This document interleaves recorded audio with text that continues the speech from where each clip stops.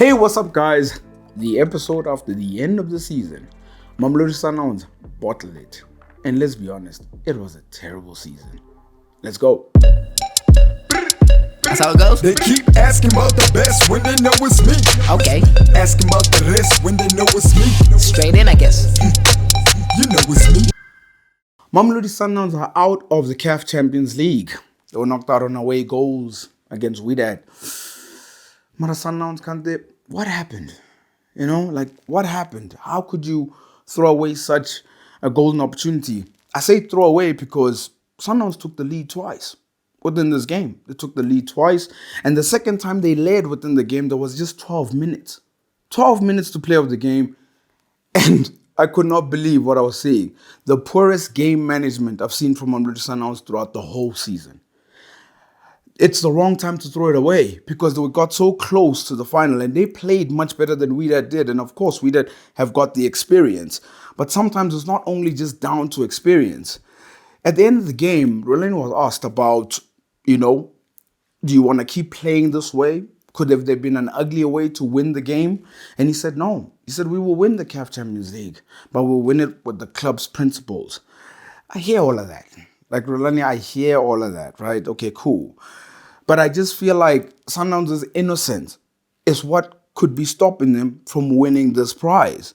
Always wanting to play the right way, And you look at how Wydad plays, you look at how Al Ahly plays, Esperance. They don't always play the best football. They don't.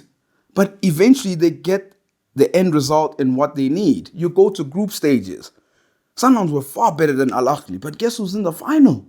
Al Ahly is. Not Sundowns. And again, we find Sundowns in a situation where they top the group and eventually they get knocked out. And you go back to Pito's time when he was Sundowns coach. If you're talking about styles of play, maybe this Sundowns maybe plays a little bit better than Pito's one. But what Pito's one had was they had many ways to win, especially even when he went to Al Ahly as well. You look at this one, I just don't think they have the intelligence. As yet. Rhulani speaks about the fact that the experience is what they need to gain, right? But you can gain all the experience that you need, but you're always going to end up with this outcome. So on your screen, you see there, quarters, groups, semis, quarters, semis again. They just can't seem to find the final since 2016 when they made it. What's the one thing, Shakes, that you think is stopping Mamelodi Sundowns? I just think you guys are too innocent. And if I could give you any advice, Rhulani, going into next season, as well as also the Mamelodi Sundowns players, stop being nice. The DSTV Premiership has come to an end. Yeah, I have to tell you guys, it was a terrible season for me. I ain't even gonna lie. Didn't really enjoy it. I got in touch with producer, presenter, and as well as player representative, Mamelodi. I really loved what she said. Her honesty. I asked her various questions about the DSTV Premiership, and this is what she had to say. Mamelodi, how are you? I'm well, Shakes. How are you doing? Oh, man, I'm good, man. It's great to have you on the show. This time around, you're on the other side, because you're asking me the questions, now I'm asking you. I was telling somebody earlier this morning that I don't like being on this side. I don't think this is my strongest side, but let's do this. Let's go in. So obviously the DSTV Premiership has come to an end. Mamelodi Sundowns are champions. How would you describe the whole season in your words? Shakes, I think it was just another disappointing season in terms of competitiveness. Agreed. I think Mamelodi Sundowns have had it easy once again. Yeah. And you also take a look at the league's top goal scorers. They've managed to register 12 goals, which is not enough. Yeah. And I will have to say this, Shakes, that the football scouts in this country are truly failing us because the talent of our people, it's underutilized. And they've already opted to go look for talent elsewhere. And guess what?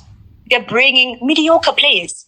Yeah. No, Matlori, I totally agree with you in the sense that this season for me has been disappointing because, like, I think, like you said, it's just been way too easy for Mamelodi Sundowns to have walked this title. But let's go down to the bottom of it. So Maruma Gallants has been confirmed that they're going down. Now, I think of the season, I just think, did Maruma Gallants over-invest in CAF Confederations Cup and led to them being relegated? What do you think? And I think they did. They overly invested their energy, their preparations to the Confederation Cup. I thought at some point they would let it go because they were not doing well on the domestic front. I thought they would just let go of the Confederation and focus on fixing their things and also saving the team. But that was not the case. I mean, they just had to go this far, the semi-finals, and you are not collecting points on the other side. And I think just towards the end of the league, they've shown some character. Had they actually let go of the Confederation earlier, they would have managed to save the team. But they are where they are, and they have themselves to blame. No, I agree. I think they do have themselves to blame as well in terms of maybe they just did overly invest and maybe they should have just focused on their local fronts. But at the bottom, there's been another disappointing story. As you know, I'm a Kosi fans, not happy at all. Now the question is, Kaizer Chiefs finished fifth, and they finished with 12 losses in the league of a 16 league team season, and that's the most losses that they've accumulated in a season.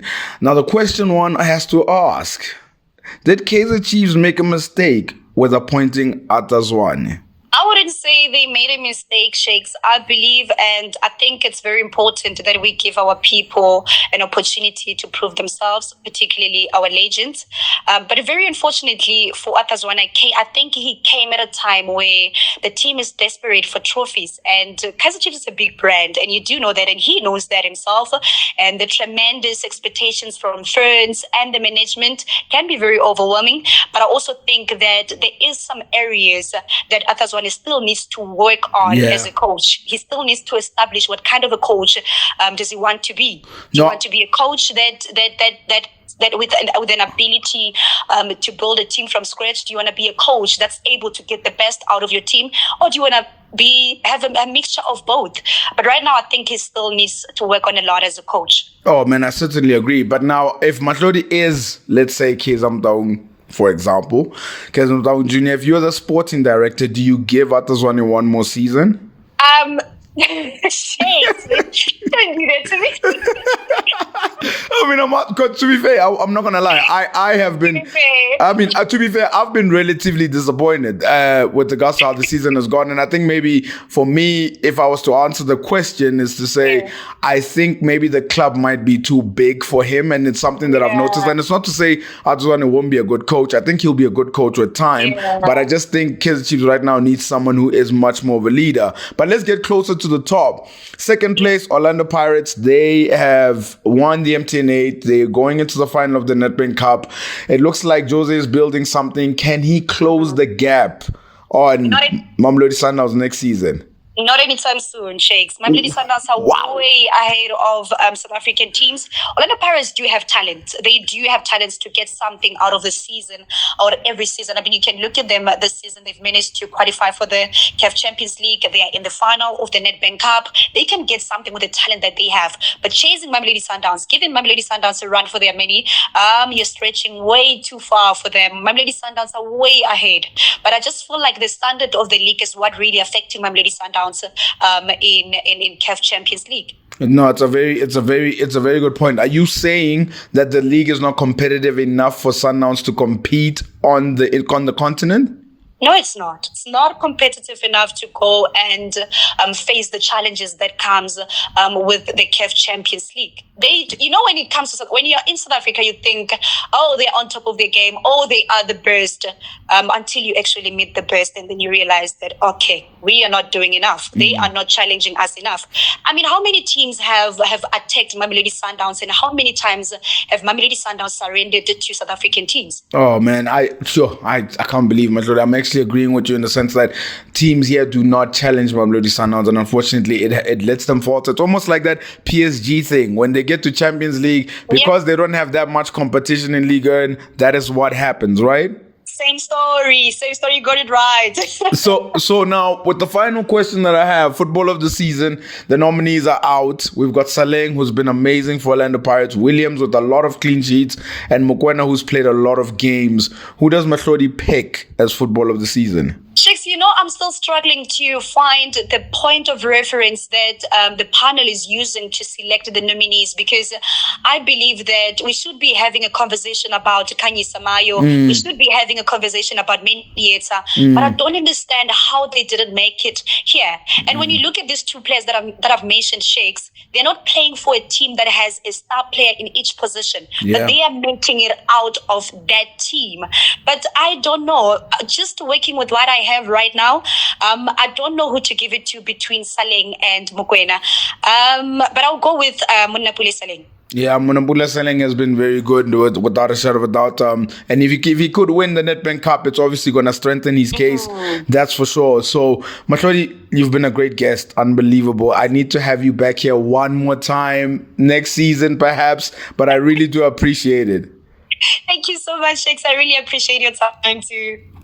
All right, good luck. All the best, yeah? Thank you. The nominees for the PSL Awards are out, and I've made my decision on the key awards. Not to say necessarily these are my selections, but as you can see there, Football of the Season, Players Player of the Season, Young Player of the Season, also the Nedbank Cup Player of the Season as well.